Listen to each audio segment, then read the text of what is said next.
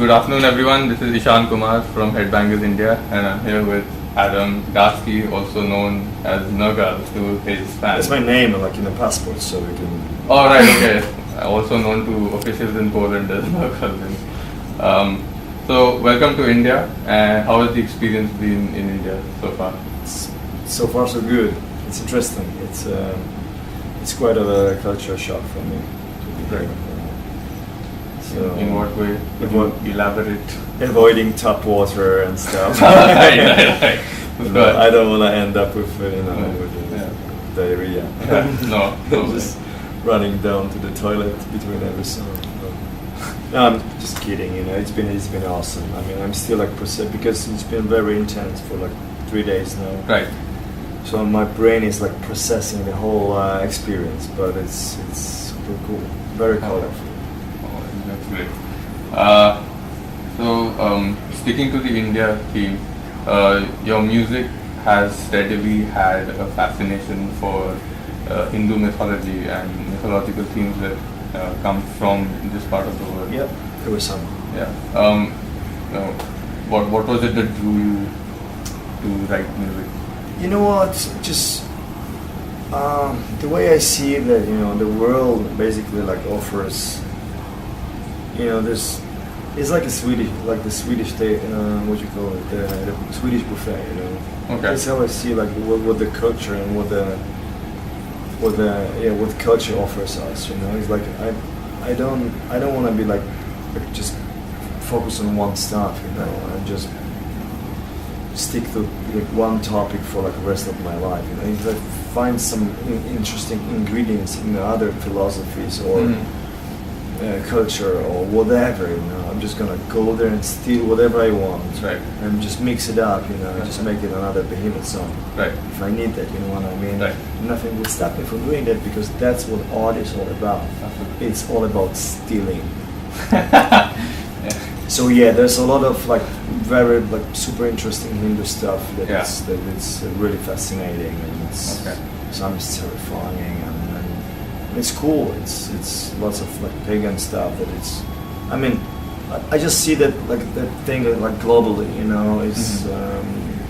And if you know Behemoth, the discography, you'll see that there's like different aspects from different cultures, just right. Sometimes they just mix up together on one record, and the other time is like you got one record that is more dedicated to this, and you know what I mean? Right, absolutely. I don't remember now, but because I just do it on the spot, just you could say Evangelion has it's more like Christian. It's like it's like the apostasy is just imagine you're a cook, in your kitchen, and you're just making a soup, and you're like, okay, what else? And I'm doing some of the onion. Oh, how about this spice? This I don't need now because I want this soup to have this and that flavor. You know what I mean? Right. So I basically improvise. Right. Okay. And it's cool. It's exciting. Okay, now you spoke a lot about how you write your music. Now, the underlying principle of Behemoth's music has always very clearly been a blasphemic side, to blaspheme the Abrahamic religion. How do you strike the balance? But on the other hand, the newer music has also been very spiritual sounding. So, how do you strike that balance between blasphemy and spirituality in your songwriting? I don't try. I just do. Right. And I never like analyze and just see. Okay, is it already 52% of blasphemy in my music, or maybe 47? No. I just do and perform my art, and I do whatever I feel like, that is right. And like all the other stuff is all the definitions that we give to, the meanings that we give to things, right? So, what is blasphemy to you that does not necessarily, might mean a blasphemy to me. You know what I mean? So it's like right. I know for a fact that there's been a lot of I had this like thing for writing it. Sometimes I just do stuff or say stuff, things or whatever in lyrics that I can really feel how heavy they are. You know what I mean? I just feel, oh, that's awesome. I'll just go for it. Right. And then like part of like some people like, oh, they get offended, and I'm like, what the fuck are you talking about? It's awesome, it's cool, it's inspiring, you know, it's driving.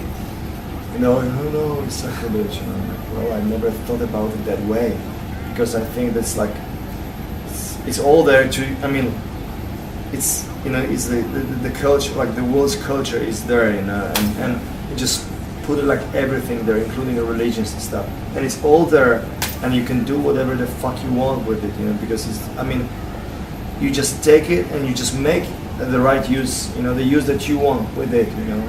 Right. Unless you're not like, all is good, you know, unless you're not like harming other people, you know what I mean? And if you do it within your, I mean, this is like art and stage, this is my environment, you know. And being an artist, I just defend my right to do whatever the fuck I want. Absolutely. You know, and that's what I've been struggling a lot in Poland for recent years. You know, because there's people who tell me where's the boundaries, you know. Yeah. There's no boundaries. I'm an artist, there's no boundaries. I'm not killing, I'm not a pedophile, I'm not a thief. I pay fucking massive taxes to this country. Shut the fuck up. And I make you famous abroad, so fuck off. Right. Okay. So I'm sure people have spoken to you a lot about this, but when people face situations where they're about to, you know, die, and they come back from it, they ascribe it very often to a spiritual or a religious reason, and they say it was God that, to the power of some God or the other that I believed in that brought me out. But in your case, it clearly, you know, wasn't so. I mean, we know this happens to people who've earlier been atheists as well, and then suddenly they turn spiritual after that. In your case, that did happen. In fact, your resolve with Satanism clearly became stronger. You had an album called Satanist. What went on in your head when you were going through that phase of your life?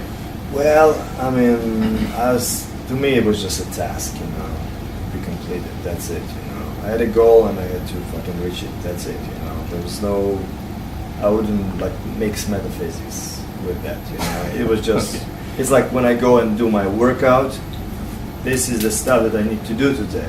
That was exactly the same with me versus cancer. Okay. Clear. I just need to get healthy, you know, what I need to do to get healthy. I need to listen to doctors because they know the best, you know, I need to trust some people, and I need to be surrounded with people that love me, you know, and I need to set up goals, like, you know, making an album, or just, I remember I was sitting in a hospital, you know, and I was thinking, okay, I think in October, I don't remember the year now, but next October I should be touring again, That was my mantra, you know. Right. So it was just a task that needed to be completed. That's it. Right.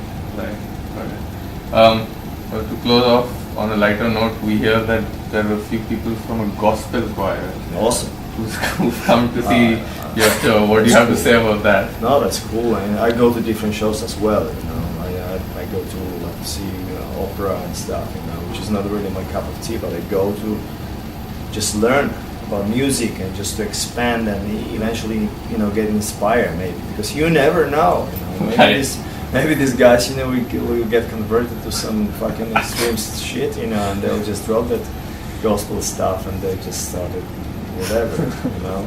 But that'd be interesting. There's this band, you know, that makes gospel with some, like the black gospel with metal lately, and it was quite an interesting thing. Okay. And I try to do some gospel flavors in my other band as well, you know, but it's more bluesy, so it's like. But I think it'd be cool, you know, to use some gospel in even in Behemoth or in metal music easily. Right. Just, you know, just put the right words there. You know, that's it. Yeah. I mean, to a certain extent, bands like Ice Earth have done that. Yeah. I don't know. Yeah. They have Gregorian chants and all that stuff. I missed that. Yeah. Anyway, that's all the time we have with Nergal. Thank you everyone for watching, and keep visiting Headbangers India.